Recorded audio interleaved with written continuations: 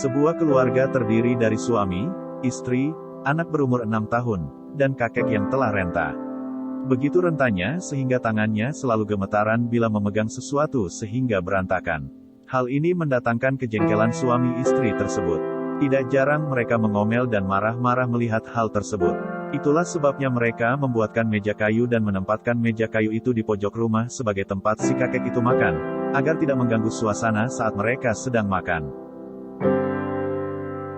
Setiap kali makan kakek ini berlinangan air mata, tetapi ia tidak berani menggugat ataupun mengeluh kepada anak dan menantunya itu.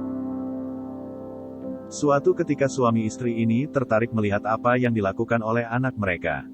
Tampak anak tersebut mengumpulkan kayu dan berusaha membuat sesuatu dari bahan kayu tersebut. Lalu mereka mengajukan pertanyaan kepadanya. "Sedang apa nak?" "Aku sedang membuat meja kayu buat papa dan mama makan untuk besok kalau aku sudah besar nanti." Sahabat, anak-anak adalah persepsi dari kita.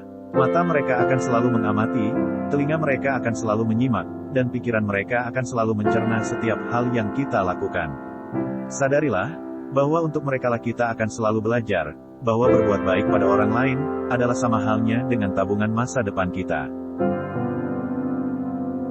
Hukum tabur tuai adalah sebuah hukum yang dikenal di dalam kekristenan.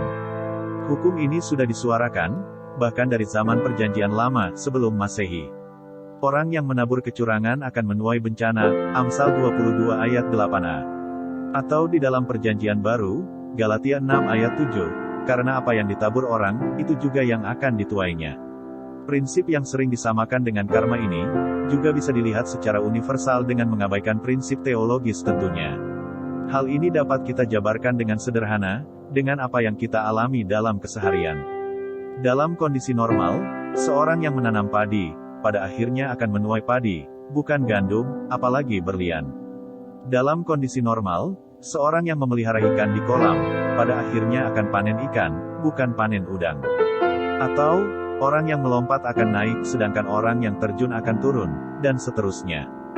Jika yang terjadi adalah sebaliknya, kemungkinan akan disebut dengan dua nama, yaitu, keajaiban, atau, kemustahilan.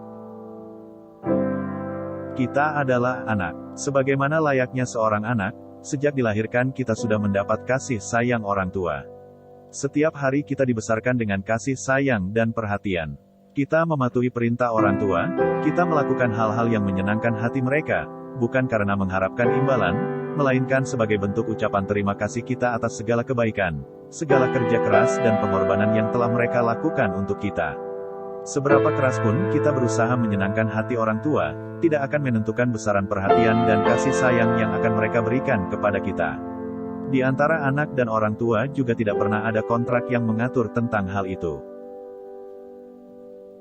Cepat atau lambat dalam hidup, kita semua akan duduk untuk perjamuan menikmati konsekuensi perbuatan kita. Menabur, menuai, dua hal itu yang kerap kita lakukan. Kita semua adalah penabur dan penuai. Setiap hari kita semua menabur. Apa saja yang kita tabur. Rajin menabur akan dapat tuaian banyak suatu waktu. Tetapi tergantung apa yang ditabur dan bagaimana menabur. Menabur benih yang kurang baik, hasilnya juga kurang baik. Menabur benih yang baik, hasilnya juga akan baik. Sebab barang siapa menabur dalam dagingnya, ia akan menuai kebinasaan dari dagingnya. Tetapi barang siapa menabur dalam roh, ia akan menuai hidup yang kekal dari roh itu. Galatia 6 ayat 8. Thanks for watching my video. Don't forget like and subscribe. Thank you. Bye bye.